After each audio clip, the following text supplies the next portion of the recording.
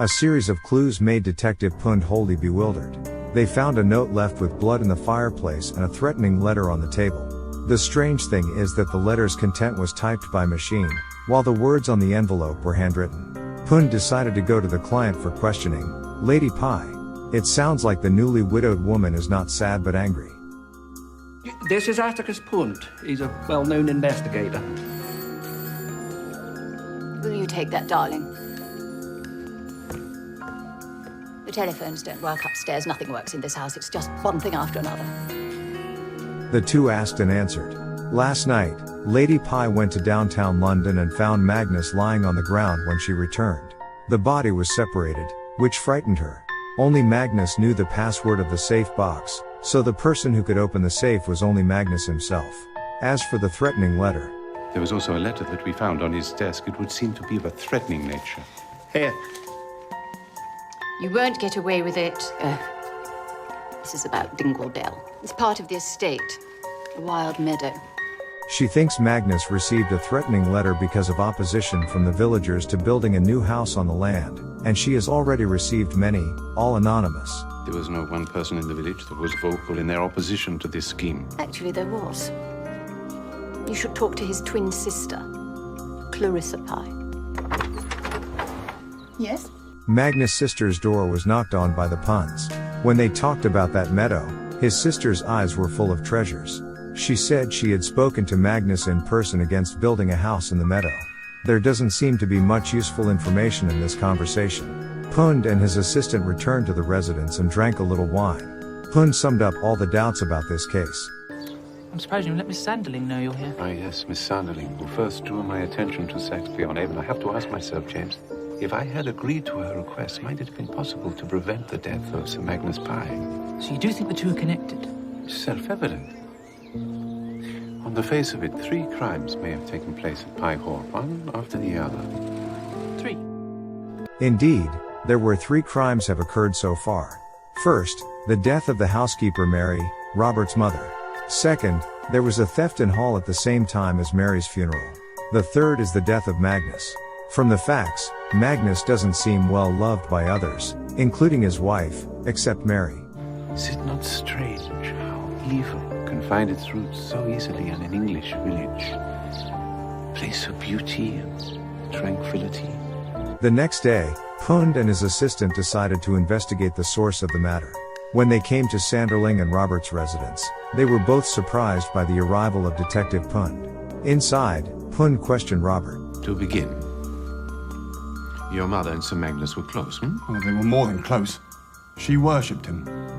The way she saw it, he wasn't just her boss, he was an aristocrat. Lord of the manor. They used to live on the farm and moved to the lodge house at Pye Hall after Robert's father died. It was almost like he owned us. We? My mum and me and my little brother Sam. Oh yes, there were 3 of you. It seems that there are not only 2 murders in Pye Hall. Robert continued that Magnus cared for him like a father, helping him with his homework, finding a job, and even arranging this place for him. However, Robert frowned when he mentioned his mother. In his eye, his mother was always targeting him, even denying him and Sanderling's engagement.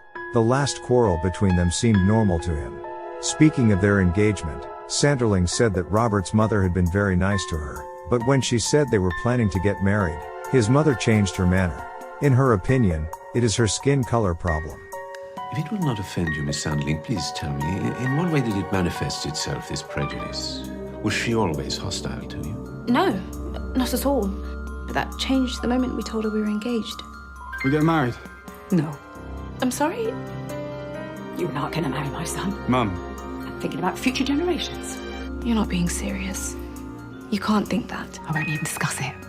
This marriage will not go ahead. It shocked me the way she came out with it. I'll tell you something, Mr. Punt. I know that Robert did not kill his mother. I was with him all morning the day she died.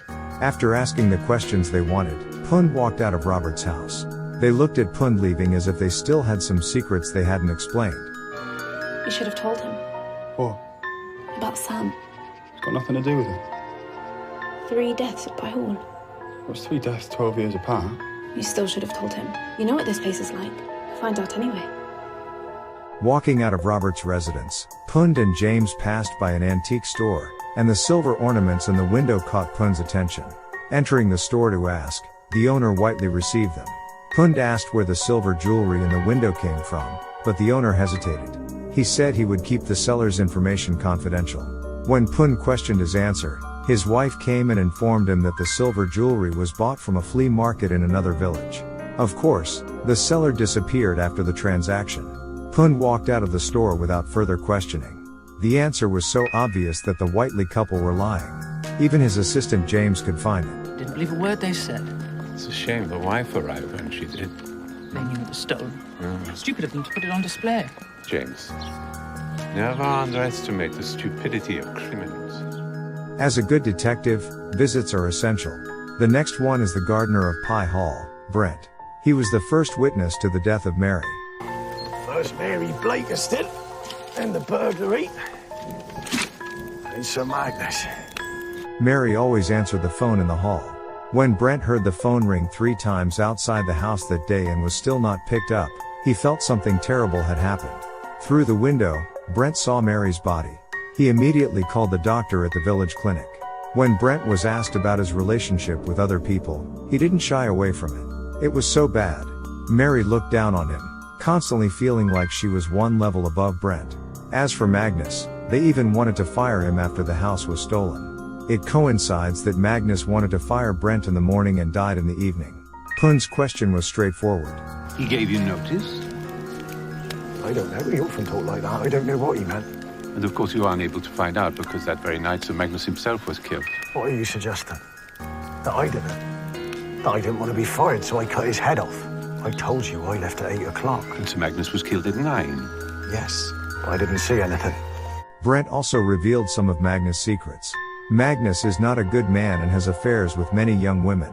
Worst of all was the governess of his son, Darnley, who was pregnant when she left. Of course, those who had an affair with Magnus did not include Mary. What Brent said was that Magnus thought she was too old. We can understand why Lady Pye doesn't seem sad from these words. Detective Pund knew that too. During breakfast the next day, possibly because of cancer, Pund collapsed suddenly. He was sent to the village clinic.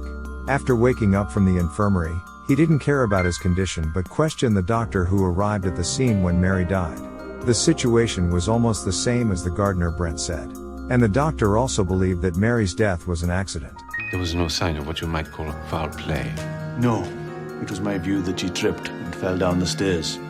I noticed a vacuum cleaner on the first landing. It occurred to me that if her foot got caught in the flex... How did you gain access to the house? Brent let us in through the back door. He had a key. Yes. Would you say that Mary Blakiston had many enemies in the village? Well, she was a bit of a nosy Parker, to tell the truth. But I don't think that would be enough for anyone to want to kill her. That would depend, I imagine, on what she had found. Pund was about to leave when Sanderling chased him from the clinic. She is a nurse at the clinic. She confessed to Pund. There's something Robert and I didn't tell you. It's always unwise to hold back information on a case such as this. I know, but we weren't sure if it was relevant. You're talking, I think, about the younger brother who died. Sam.